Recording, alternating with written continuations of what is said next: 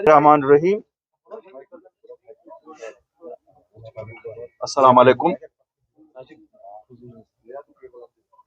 आज हमने आपको इसलिए तकलीफ दिया है, जैसा आप जानते हैं कि हमारी पार्टी का एक असूल है कि जब भी हम अपने लोगों की बात करने जम्मू कश्मीर से बाहर जाते हैं, तो आके हम अपने लोगों को आपके वसादत से मुतल्ला करना चाहते हैं कि क्या बात हुई और किससे हुई और उसके नताइज क्या निकले। आपको मालूम है, जम्मू कश्मीर अपनी पार्टी जो बात श्रीनगर में कहती है वही बात जम्मू में कहती है और वही बात दिल्ली में कहती है। हमारे लिए बयान बदलाने का कोई असूल नहीं है। हमारी सियासत सच पे मबनी है और सच ये है कि जो बात यहाँ करते हैं वही जम्मू में करते हैं, वही दिल्ली में करते हैं। अभी 24 तारीख को वज़ीर-ए-आज़म हिंद ने जो मीटिंग बुलाई थी, जिसमें हमें भी मदऊ किया गया था, हमने शिरकत की, लोगों के मसले मसाइल डिस्कस किए, पुरानी रियासत के बारे में बातचीत की, उन मुद्दों पे भी बात की जो हमारे लोगों के दिलों के नज़दीक हैं।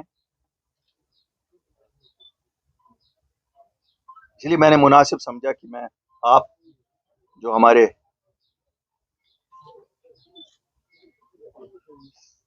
एक सतून के तौर पे काम कर रहे हैं, लोगों के साथ एक आपका डायरेक्ट एक रिश्ता भी है, मैंने कहा आपसे भी बैठ के बात की जाए कि हमने बात क्या की, ताकि आप भी अपने अपने दिलों में जो आपके सवालात हों वो हमसे करें और मैं उनके लिए तैयार हूँ जवाब देने के लिए।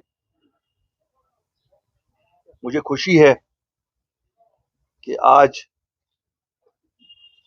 जब इम्पोर्टेंट मीटिंग दिल्ली में हुई, हमने आज आपको यहाँ मदऊ किया, जो इस पार्टी का ऑफिस इंशाल्लाह यहीं से फंक्शन करेगा अगले 10-12 दिनों में खुली। तो आज हमने कहा कि आज पहली प्रेस कॉन्फ्रेंस से शुरू की जाए, इस ऑफिस की शुरुआत भी होगी। आप हजरात जो भी सवाल पूछना चाहेंगे पूछिएगा, मैं जवाब दूंगा, और अगर कहीं मुझे लगेगा मुझे कुछ और बताना है मैं और। अल्ताफ साहब, आपने ये नई दिल्ली में जो वज़ीर-ए-आज़म हिंद के साथ आपकी मुलाकात हुई, आपने ये कहा कि मैं नई दिल्ली से ये वही चीज़ें मांगूंगा जो पॉसिबल है, लेकिन आपने ये कहा कि दो चीज़ें ऐसी हैं, एक नौकरियां और ज़मीन के तहफ़्फ़ुज़ात के बारे में जो लोगों में खर्चा है, आपने कहा कि वो आईनी तौर पर उसकी गारंटी दी जाए। क्या आपकी इस हवाले से वज़ीर-ए-आज़म हिंद के साथ बात हुई? देखिए साहब, जैसे आपको मालूम है 8 मार्च 2020 को जिस वक्त हम लोगों ने पार्टी तश्कील दे दी, 3 कोर एजेंडाज हमने कहा कि हमने किस लिए पार्टी बनाई। एक था कि हमारी जो पहचान, हमारी जो आइडेंटिटी, हमारी जो डिग्निटी 5 अगस्त 2019 को छीन ली गई थी, वो है स्टेटहुड। एक स्टेटहुड को वापस लाने के लिए। दूसरा, हमारे लोगों में उस वक्त एक परेशानी थी कि अब जब 370 और 35A उठा, तो उस वक्त लग रहा था कि हमारे बच्चों को अब नौकरियां नहीं मिलेंगी, क्योंकि उनको कम्पीट करना पड़ेगा पूरे हिंदुस्तान के बच्चों से। तीसरा था कि हमारी ज़मीनें अब हर एक आके पूरे हिंदुस्तान में से खरीद लेगा, तो ये भी एक परेशानी का विषय था। बाकी तो थे ही, डेवलपमेंट था, इकॉनमी बैठ गई थी, गिरफ्तार हुए थे, यूथ गिरफ्तार हुआ था, लीडरान गिरफ्तार हुए थे। तो जब हम वजीर आजम हिंद ने जब हमें 14 मार्च को मदऊ किया उनसे मुलाकात के लिए, तो वहां पर भी हमने ये चीज़ें उबारी। जो चीज़ें हमने उबारी उसमें पहली बात ये थी कि साहब, शकूक है लोगों में कि आपने 370 और 35A को जो रिमूव किया, शायद आप डेमोग्राफिक चेंजेस जम्मू कश्मीर में करना चाहते हैं। आपको मालूम है बहुत सारे लोगों में ये शकूक थे। तो वजीर आजम हिंद ने हमें बड़ा स्पष्ट तौर पे कहा कि ऐसा पॉसिबल नहीं है, बल्कि होम मिनिस्ट्री की तरफ से एक बाज़ाब्ता बयान भी निकला, जिसमें क्लैरिफाई किया गया कि ऐसी कभी नहीं होगी और ये सूरत हाल होने नहीं दी जाएगी। तो फिर हमने कहा, सब लोगों को खतरा है नौकरियों के बारे में और ज़मीनों के बारे में। मैंने मीटिंग में भी शुक्रिया किया वजीर दाखिला का भी और NSA का भी, जिन्होंने पहल की कि एम्प्लॉयमेंट गारंटी के लिए, डोमिसाइल्स के लिए। उसमें कुछ खामियां थी, पहले क्लास 4 थी रखी गई थी। 24 घंटों में अल्लाह ताला के फजल से अपनी पार्टी और मैंने वो चेंज कराया और सभी नौकरियां जम्मू कश्मीर के बच्चों के लिए ही रखी गई। इसी तरह जमीनों के हवाले से 5 अगस्त के बाद कोई भी यहाँ जमीन खरीद सकता था 2019 के बाद। तो हमने पहल की कि नहीं, इसमें कोई प्रोटेक्शन हो जाए।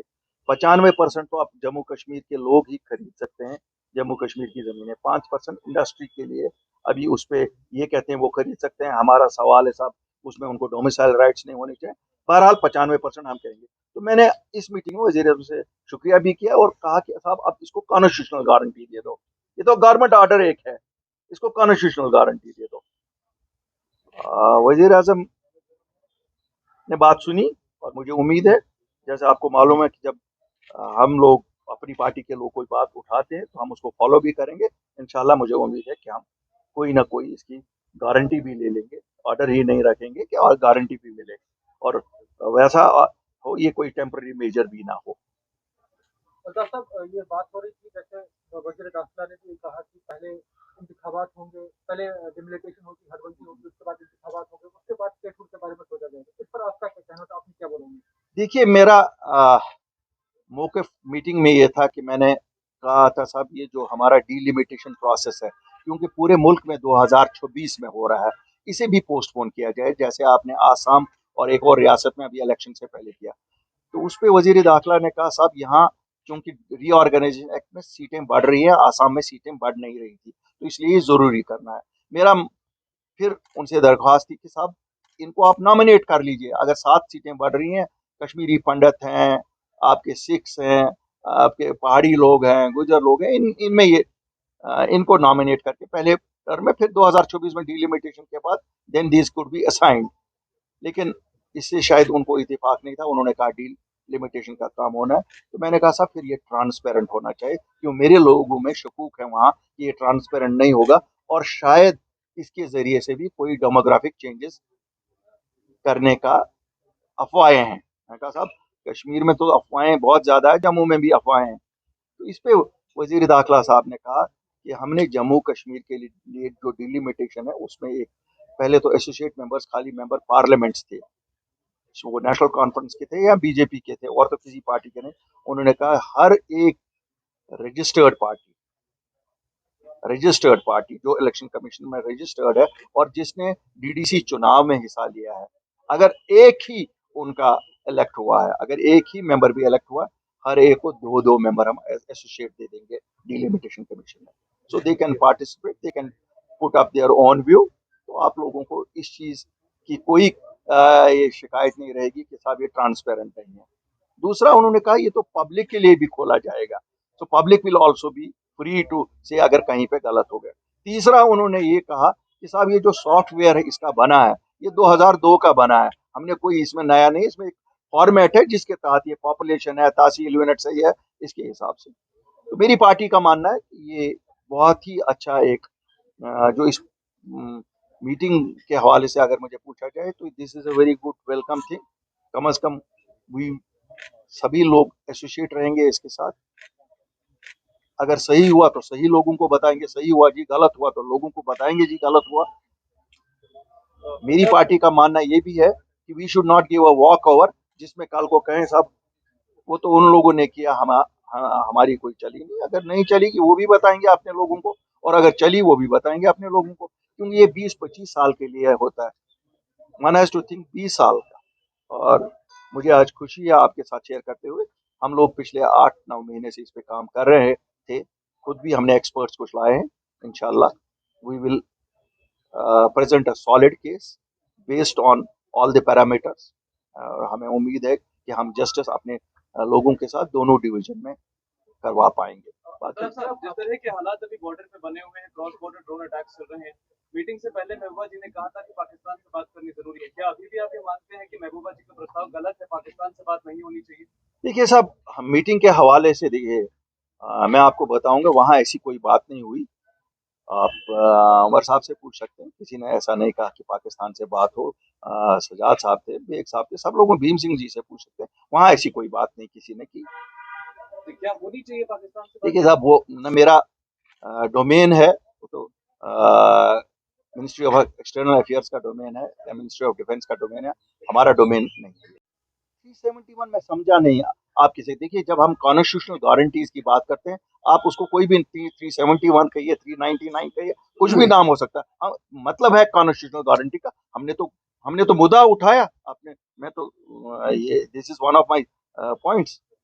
स्टेटहुड करिए, ये इस पे करिए, नेचुरल रिसोर्सेज जो हमारी हैं, मैंने ये भी मुद्दा उठाया, जो हमारी नेचुरल रिसोर्सेज हैं यहाँ, उसमें भी कॉन्स्टिट्यूशनल गारंटी दीजिए कि डोमिसाइल्स को ही हक हो उस पर। आपका यहाँ जैसे माइनिंग वाले हैं, रेत का है, पत्थर का काम, यहाँ हमारा कश्मीर का मशहूर है पत्थर का काम, पूरे हिंदुस्तान में पत्थर का काम जाता है, और इसके साथ 8 लाख लोग मुंसलिक है। आपको मालूम होगा कि हमने पीछे जब हम पहला एजिटेशन किया, कहा, बहुत बातें कही गई कि अल्ताफ बुखारी आप सेंटर के खिलाफ आप बोल रहा है, शायद अंगूर खट्टे हो गए हैं।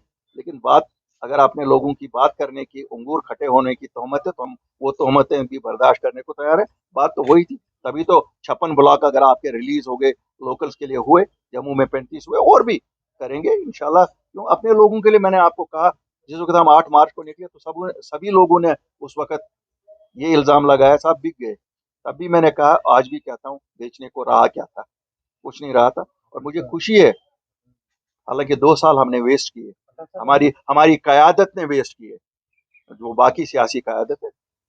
अगर 2 साल पहले अगर करना वही था जो हमने 8 मार्च को कहा, तो ये क्यों नहीं। 8 मार्च आपको अच्छा नहीं लगा था हमारा दिन, आप 8 अप्रैल करते, आप 8 मई करते, आप 8 जून कर लेते। कम से कम हम लोगों को आज अपनी जो ग्रास, आज क्या दिक्कत है, ये लोग, मैं नहीं कहूंगा लोग चाहते हैं अल्ताफ बुखारी आए या XYZ आए यहाँ। लोग कहते हैं अवामी सरकार आए, अब वो किसकी भी आए।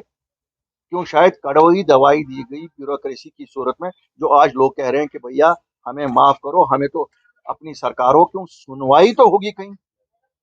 आप सब जानते हैं, हम, आप भी जिस तरह, मैं यहाँ का बाशिंदा हूँ, आप भी यहाँ के बाशिंदे। तो मेरा तो ये सवाल है कि हमने अपने लोगों को खुद ही क्यों तकलीफ दी 2 साल। अगर वही बात करनी थी जो हमने 14 मार्च को जाके की, जिसपे हमें एजाज मिला, आज मैं समझता हूँ शायद मुझे जो एजाज मिला, इनको अब लड़ना पड़ेगा कि इनमें से सी पार्टी को, सी टीम कौन सी है, डी टीम कौन सी है, ई टीम कौन सी है। क्यों, अब तो हम बी टीम का खिताब नहीं छोड़ेंगे ना। क्यों, पहले तो इन्होंने हमें बी, अब तो सब मुझे लगता है